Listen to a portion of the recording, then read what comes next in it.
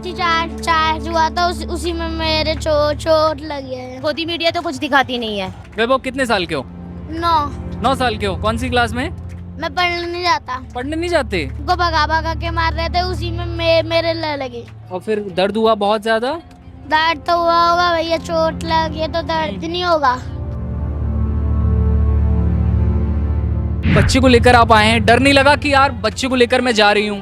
नहीं, क्योंकि इससे ज्यादा खतरनाक माहौल में ये बच्चे रहते हैं। भगदड़ मच जाती है, लोग डंडों से बचने के लिए भागने लगते हैं, गिरते पड़ते भागते। मेरे सिर पर डंडा लगते बचा था, वो तो एक भैया ने मुझे ऐसे कर लिया। हाँ, क्योंकि ये सब उनसे बजरंग दल और आरएसएस करवाता है।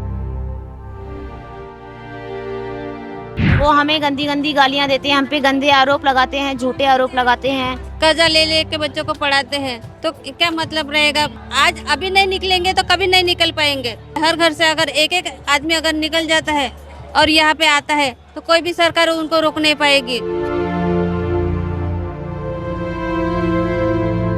हमें शिक्षा व्यवस्था में बुनियादी बदलाव चाहिए। ये बोर्ड लगा हुआ है, यहाँ पर कई सारे युवा साथी हैं, माताएं हैं, बहनें हैं, सब लोग बैठे हुए हैं। लेकिन हम लोग जब यहाँ पर आए तो हमने देखा एक मासूम सा बच्चा है, उसके साथ भाई हैं और उन्हें भी चोट लगी हुई है और वो बच्चे को पट्टी लगा रहे हैं, है ना? और पट्टी के लिए यहाँ पूछा जा रहा है बार बार। बेटा क्या नाम है आपका? वैभव। क्या नाम है भाई आपका? सौरभ।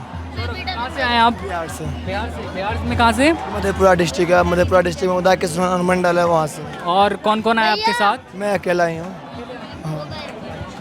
और ये मासूम बच्चा? ये यहाँ पे आने का 17 दिन के आसपास से। चोट आपको कैसे लगी? कल लगी? क्या हुआ था कल? कल मैं पार्लियामेंट स्ट्रीट के आगे सरदार पटेल का प्रतिमा है ना, उसी के बगल में वहाँ पे मेरा हम लोग का प्रोटेस्ट चल रहा था, ठीक ना? तो वहाँ पे पुलिस स्टेप पे जब पुलिस हम लोग को वहाँ से भगाने के लिए, पीछे करने के लिए हम लोग को धक्का मारी। मतलब हम लोग शांतिपूर्ण ढंग से वहाँ पे सिर्फ नारेबाजी कर रहे थे और हम लोग को जो है ना जोर से धक्का मारी, और धक्का मारने के बाद मैं जो है ना गिर गया और वहाँ पे एक पत्थर रखा हुआ था, उसी पत्थर से मेरा पैर टकरा गया। टकराने के बाद यहाँ पे घाव टाइप से बन गया है अंदर में।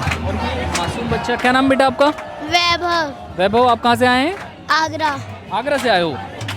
लेकिन वैभव की बात माननी पड़ेगी, इतना मतलब छोटा है लेकिन उसके बावजूद बता रही थी आंटी कि ये यहाँ पर बच्चों की सेवा अभी भी कर रहा है जो लोग हैं। वैभव कितने साल के हो? 9 साल के हो। कौन सी क्लास में? मैं पढ़ने नहीं जाता। पढ़ने नहीं जाते? क्यों? हमारे पीछे बहुत बड़ी एक कहानी है, वो कहानी मुझे नहीं पता, मम्मी को पता है। अच्छा, ये चोट कैसे लगी? अच्छा ये बताओ।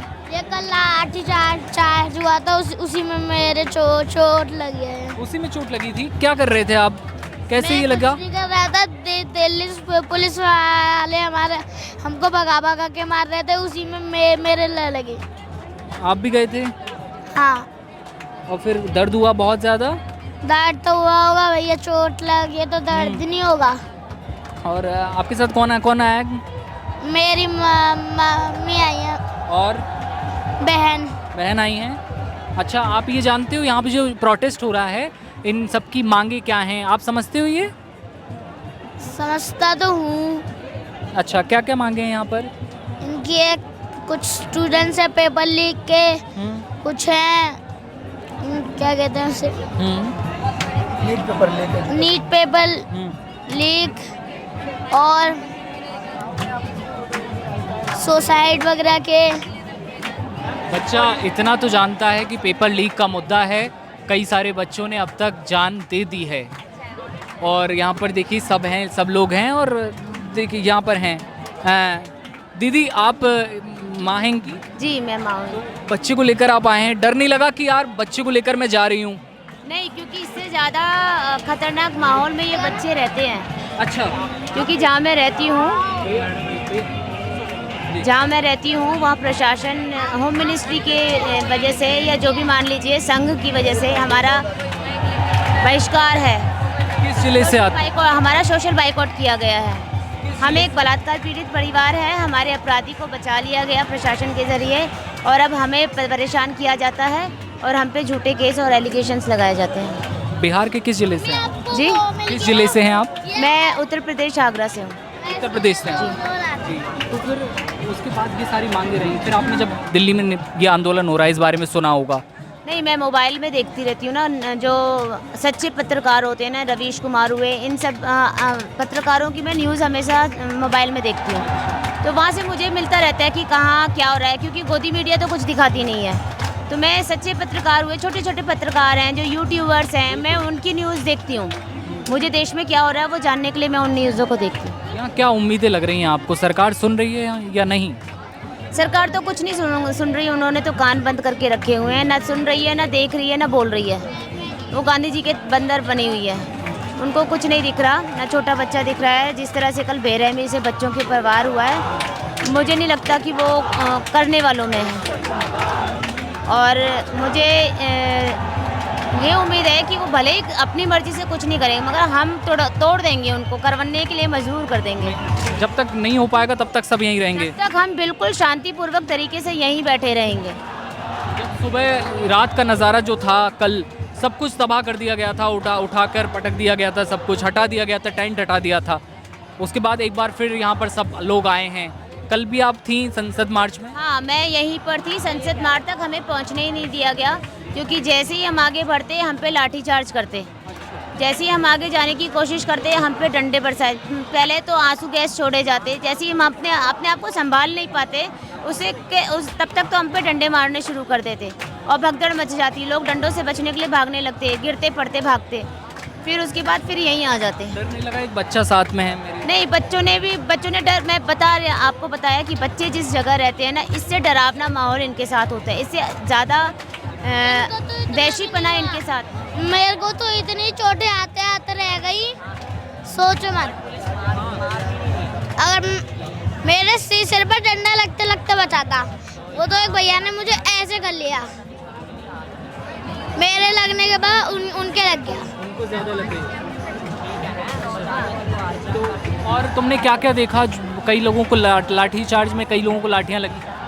कई लोगों ने आंसू गैस उठा के पुलिस वालों की तरफ ही फेंक दी, फिर उन पे ईंटें वगैरह फेंकने लगे, फिर वो भागे थे।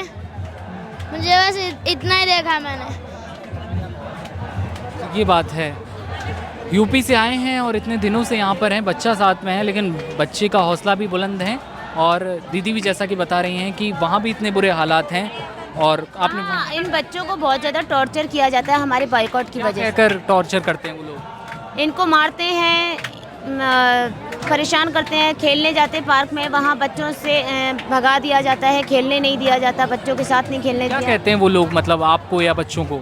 वो हमें गालियाँ देते हैं, वो हमें गंदी गालियाँ देते हैं, हम पे गंदे आरोप लगाते हैं, झूठे आरोप लगाते हैं, और वही सब बोल के हमें भगाते हैं कि आप लोग जाओ यहाँ से, आप हमारे समाज में रहने लायक नहीं हो। देखिए आप देश कहाँ पहुँच चुका है आज।